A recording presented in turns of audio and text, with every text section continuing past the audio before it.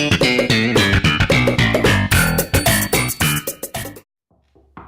in. Hello, Mr. Sanders. I'm Ferris Bueller, and I'm here to. Well, I'm new to the whole business of getting loans and stuff, and I'd like to get $50,000 for a new car. That's great. First of all, you can call me Bernie. Well, last name, as you already said, Sanders. See, the thing is, I'm so glad you come here, Mr. Bueller, to ABC Bank. See, one thing that's so special about ABC Bank is not only through my unbridled genius did I come up with ABC Bank. You know, it's always gonna be first in the phone book. It's just, is that not genius marketing? Wait. Shouldn't you have done AAA? You know, AA Bank. That seems like it would come up every time first. Okay. Oh, sorry, Anyway, Mr. Sanders. Anyway, wrong footing. So what also makes ABC Bank so much better and different from our competitors is we offer fixed interest rate loans rather than what our competitors offer, which is variable rate loans. See, the difference is a fixed interest rate loan will remain static throughout the tenure of the loan, meaning it's not going to see any fluctuations depending on how the market is, so it will be much easier for you to plan out your future payments. The difference is a variable rate loan is pretty much the opposite of that. It will fluctuate with the market. You'll sometimes pay higher interest than your last time and stuff like that. So for example, if inflation rate were to rise, your interest rates would rise on your loan in order to combat the inflation that was being faced. Whoa, man. I don't even know this econoland stuff. Can you please explain to me what an interest rate is? I don't even know what that is.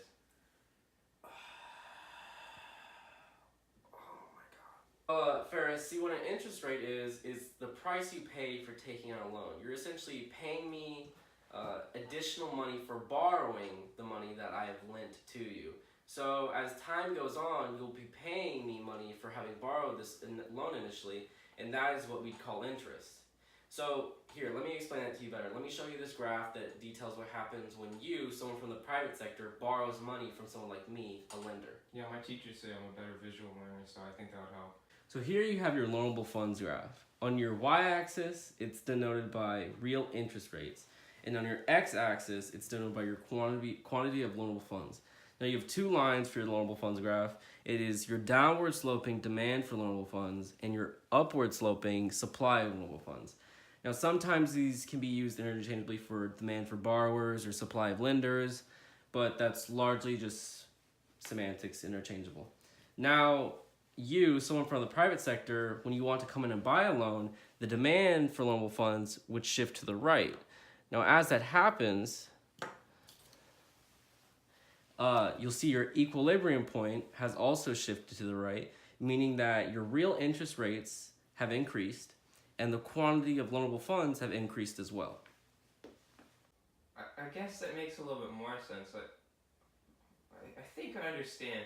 Well, thanks for the help with the loan anyways, Mr. Sanders. I mean, Bernie, sorry. I'll call you guys later if I got any more questions at AAA Bank, right? Oh. Let's see ya. All right. AAA Bank. You gotta be kidding. Yes, my new intern. How are you, Mr. McFly? Oh, please just call me Marty. Yeah, whatever. So, I'll be honest with you. Seeing as I'm incredibly lonely, and I have almost no one in terms of financial partners, I'm just going to talk to you about matters deeply related to this business's success, as one does with an intern. Okay. It's not looking too hot for us here at ABC Bank, Marty. Inflation's on the rise, and that really spells trouble for us here at ABC Bank. Okay, we get it. It's ABC Bank. Now, I heard you say something about inflation. What is that? What? You realize you're interning at a bank, right? I mean, you're kidding. You gotta be kidding. Anyway, inflation is the general rise in prices of goods in one's economy, which means the purchasing power of of money goes down and as price increases and such and such. Purchasing power? What school do you go to? Over to Tompkins High School. Figures. I heard you guys bleed points over there. on your AP exams. Is that right? Don't answer the question, it was rhetorical. Well, I'll talk to you more about purchasing power in the state of ABC Bank's affairs.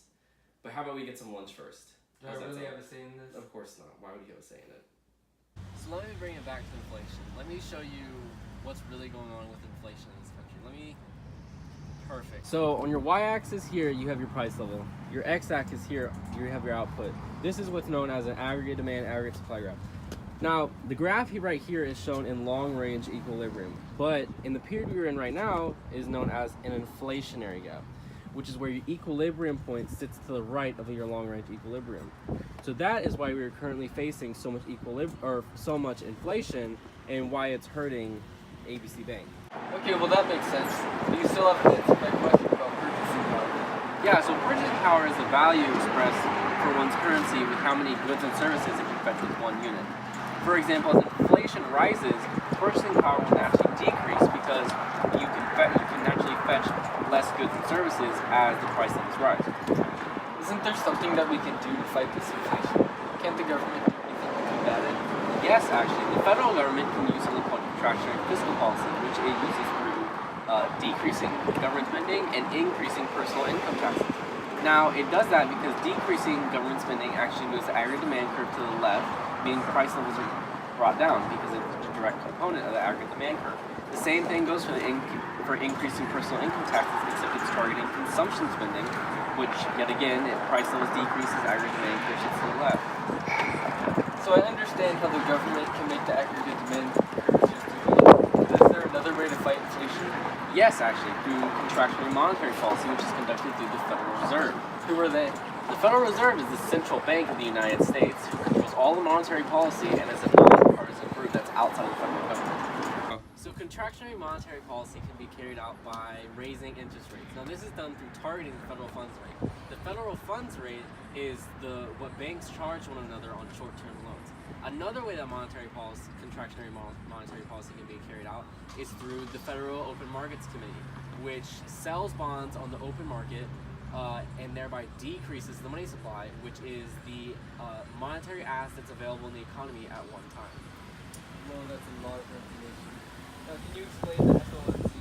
Yeah, so the FOMC, or the Federal Open Markets Committee, is the monetary policy-making branch of the Federal Reserve System. So it determines open market operations, stuff of that sort.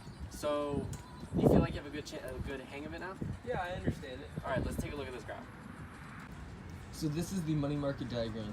On the y-axis you have nominal interest rates, and on the x-axis you have the quantity of money.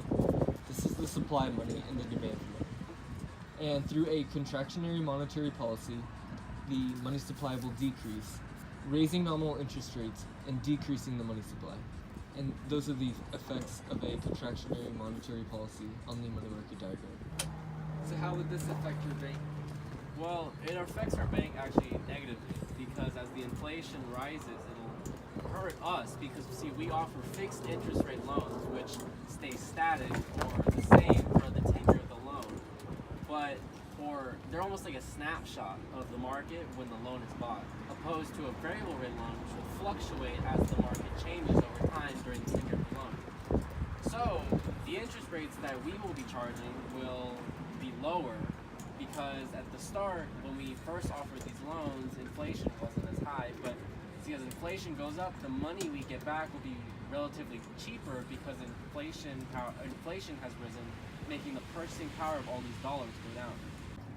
Are you ready to head back to the office now? Sure, let's go back.